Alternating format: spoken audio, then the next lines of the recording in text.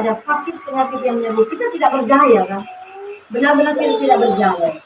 Lalu ketika banjir bandang mana sangka kan, ada banjir bandang, walaupun di Balinggi memang sering juga pada hujan ada tempat-tempat tertentu yang ada air karena mungkin genangan. Tapi yang namanya banjir bandang kan baru kali itu terjadi. Diharapkan semoga tidak terjadi lagi esok.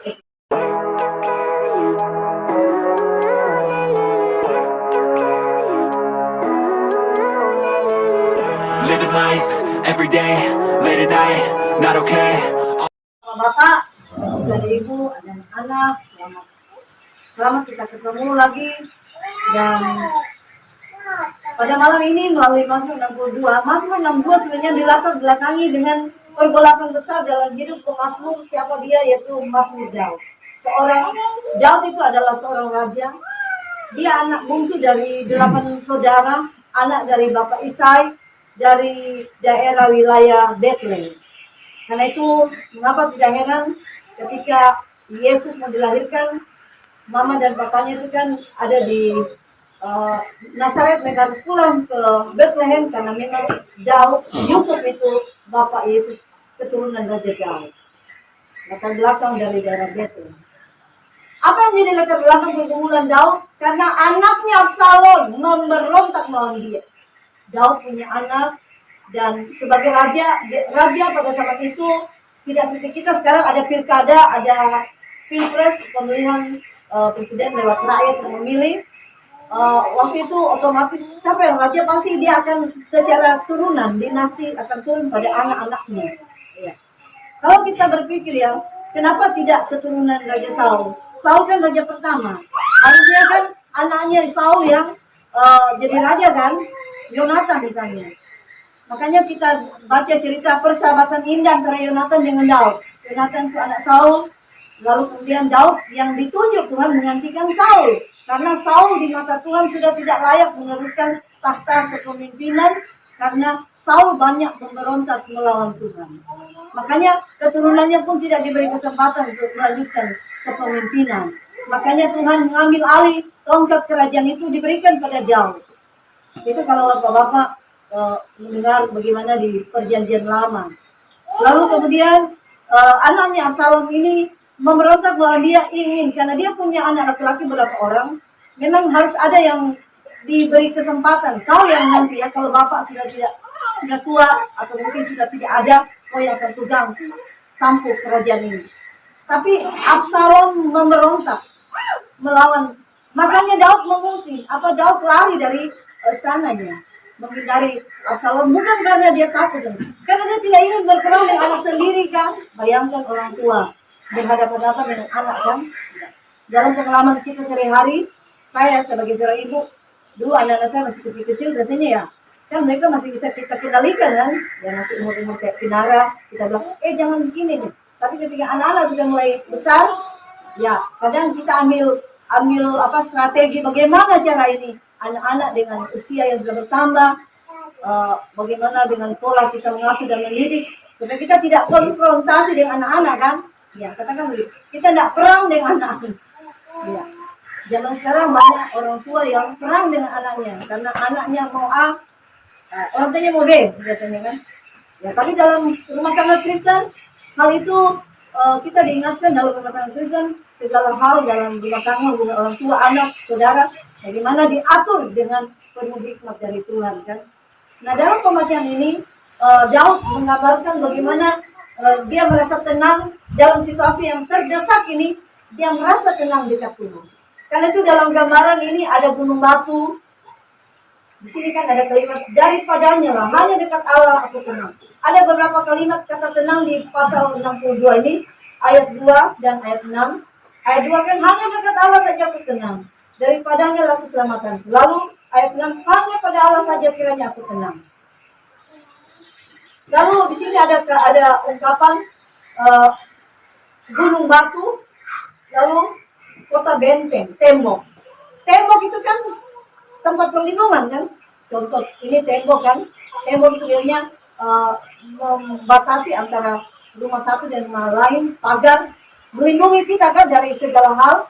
Lalu kemudian batu itu lambang kekuatan. Jadi di sini dalam bagian ini ayat 8, pada Allah ada keselamatanku dan kemuliaanku, gunung batu kekuatanku, tempat perlindunganku ialah Allah. Percayalah kepadanya setiap waktu, hai umat, kiranya isi hatimu di hadapannya. Allah ialah tempat perlindungan kita. Karena itu Daud dalam situasi yang seperti ini tidak ada lain kekuatan selain itu. Karena memang Tuhan yang memilih dia. Kita ingat cerita waktu itu Samuel diutus Tuhan sebagai imam, sebagai waktu itu nabi, waktu itu diutus ke rumah bapaknya, mau pilih pengganti Saul. Semua saudara-saudaranya itu dengan postur yang gagah, tapi tidak ada yang satupun yang Tuhan bilang sama Samuel, ini dia yang kau harus. Makanya Samuel bilang, siapa ini? Makanya tanya sama bapak itu, masih ada ke anakmu yang lain? Oh ada, anak bungsu dia ada di Padang sekarang. Dia ada jaga ternak, dia jaga sapi, lembu, saya. Karena dia anak bungsu. Kakak-kakaknya waktu itu, karena sudah lebih besar, waktu itu kan kerajaan Israel masih dalam konfrontasi perang dengan bangsa-bangsa lain. Lalu Saul sebagai raja, bagaimana rakyatnya harus mau membantu raja untuk melawan musuh-musuh ini. Nah, Daud itu belum maju berperang karena dia masih muda, hanya disuruh bapaknya menjaga ternak-ternak. Makanya ada banyak ungkapan Daud dalam Alkitab ini, ungkapan tentang Tuhan begitu dekat dengannya. Tuhan itu digambarkan sebagai gembala yang baik. Ingat Mazmur 23, Tuhan adalah gembala yang baik. Dia pimpin aku di area dia bimbing ke rumput hijau, ke area yang tenang. Ini ungkapan iman luar biasa dari Daud. Karena itu, ketika Samuel disuruh Tuhan, ini dia, ketika Daud datang, Samuel digerakkan hatinya. Ini dia, makanya Samuel langsung mencurahkan, mentahbiskan ya, kalau kita sekarang mentahbiskan, meresmikan Daud sebagai pengganti Saul. Karena itu, pikirannya Samuel, semua saudara-saudara ini gagah-gagah, terus siapa lagi? Rupanya Tuhan tidak melihat kegagahan manusia, Tuhan tidak melihat casingnya, tapi Tuhan melihat kedalaman hati. Karena hanya Tuhan yang mampu melihat isi hati manusia kan. Karena itu dari firman Tuhan ini, bapak-bapak yang saya kasih, juga ada ibu di sini. Kalau kita membaca ayat 4, berapa lama kamu hendak menyerbu seseorang, hendak merebutkan dia, hai kamu sekalian, seperti terhadap dinding yang miring terhadap tembok yang hendak roboh. Ini gambaran perasaan Daud, situasi Daud, seolah dia dinding tembok yang sudah mau roboh, yang mau hancur, tapi bagaimana dia mencari Tuhan, dia tidak roboh, dia tidak hancur. Ya. Kita menarik, kita ambil sarinya, kita ambil bagian ini sebagai pengalaman hidup kita sekarang ini. Ya, akhir-akhir ini kan untuk kita, khususnya di jemaat, kan tidak minum di luar jemaat Baitani. Kita di jemaat Baitani Singkasari, ketika mulai beberapa bulan lalu, karena kita, challenge kita, yang kita sudah berusaha sekuat tenaga, masih makan dengan baik, bahkan kita belikan pakan, kita bahkan mungkin tidak beli apa-apa, hanya supaya kita beli makanan challenge kita buatkan kandang-kandang yang bagus, tapi ketika ada sakit penyakit yang menyerbu, kita tidak berdaya kan? Benar-benar tidak berdaya. Lalu ketika banjir bandang, mana sangka kan ada banjir bandang, walaupun di Balinggi memang sering juga pada hujan ada tempat-tempat tertentu yang ada air karena mungkin genangan. Tapi yang namanya banjir bandang kan baru kali itu terjadi. Diharapkan semoga tidak terjadi lagi esok-esok hari walaupun hujan besar.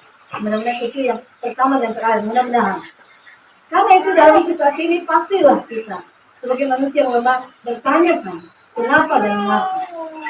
Karena itu saya pernah bilang sama sesempat cerita sama, ya saya tidak tahu siapa namanya, saya bilang, seandainya ini situasi ini terjadi di Balinggi, mungkin itu konflik mereka ya, tidak terjadi. Tapi syukur ketika waktu kita sedang banjir bandang, kita masih terima itu pertemuan wilayah. Karena kita berpikir, pertemuan wilayah ini juga adalah pertemuan hamba-hamba Tuhan. Kenapa tidak kan? Tidak menghalangi kita untuk selalu menyerahkan segala perkara dalam hidup ini, apapun yang sulit sekalipun, yang susah sekalipun sudah kita lakukan. Makanya itu pertemuan wilayah Parigi Selatan bisa terlaksana.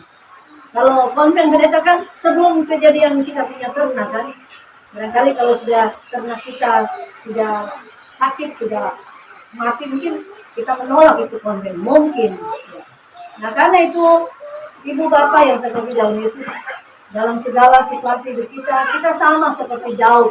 Kita kadang berada di situasi-situasi titik yang sangat tidak kita harapkan, situasi kondisi yang sangat kita tidak sulit untuk mengambil keputusan, bahkan mungkin kita mengalami kesulitan dan kesusahan. Tetapi sebagaimana firman Tuhan di sini, ayat 2-nya, hanya dekat Allah saja aku tenang, daripadanya lah keselamatanku, hanya dialah gunung batuku dan keselamatan. Lalu ayat 6, hanya pada Allah saja kiranya aku tenang, sebab daripadanya lah harapan.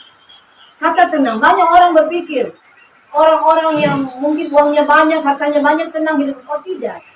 Banyak orang-orang, kalau dalam pengalaman ya, banyak orang-orang yang justru kaya, raya, terkenal, malah hidupnya tidak tenang. Kita ingat sudah almarhum dia ya, Michael Jackson itu seorang penyanyi dunia yang luar biasa, ya, dengan harta beli. Tapi dia mati karena apa? Kelebihan obat penenang. Karena dia tidak tenang dia, karena ya kita tidak tahu pergumulan hidup orang kan, kita tidak tahu apa yang menjadi pergumulannya. Dan banyak lagi. Kenapa banyak orang bunuh diri? Karena memang tidak tenang hati ini. Padahal hidup ini indah untuk kita jalan. Kenapa kita harus habiskan hidup kita? Kalau Tuhan yang punya hak untuk mengambil kan nyawa manusia. Kenapa manusia mau? Siapa yang beri hak kepada manusia? Seseorang untuk mengambil nyawa itu yang Tuhan berikan baginya. Karena itu orang kadang ketika dia pikir ini obat racun ini kayak mungkin Sprite barangkali, dia pikir ini barangkali susu, dia minum, lalu itu membawa kepada maut ya. Misalnya ada orang yang minum racun, ada orang yang gantung diri. Mungkin kalau gantung diri di bawah pohon tolong tidak masalah kan.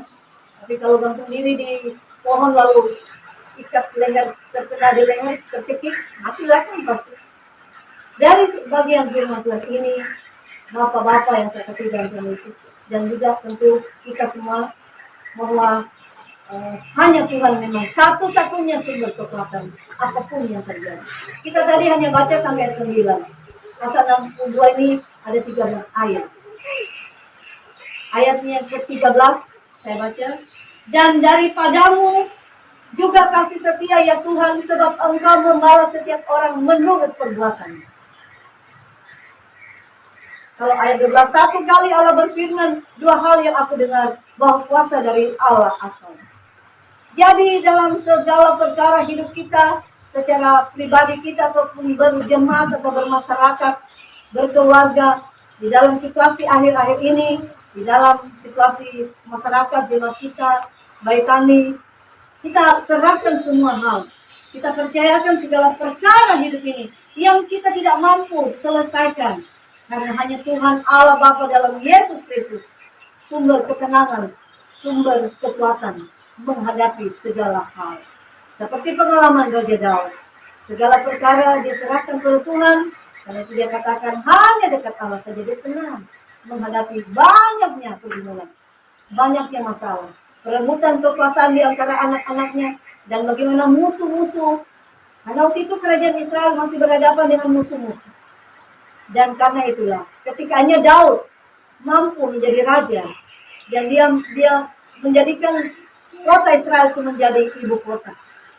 Dan dia tahu bahwa Yerusalem, dia jadikan Yerusalem menjadi pusat ibu kota bangsa Israel, dan di ibu kota bangsa Israel itu di Yerusalem itu dia dibangunlah bait Allah.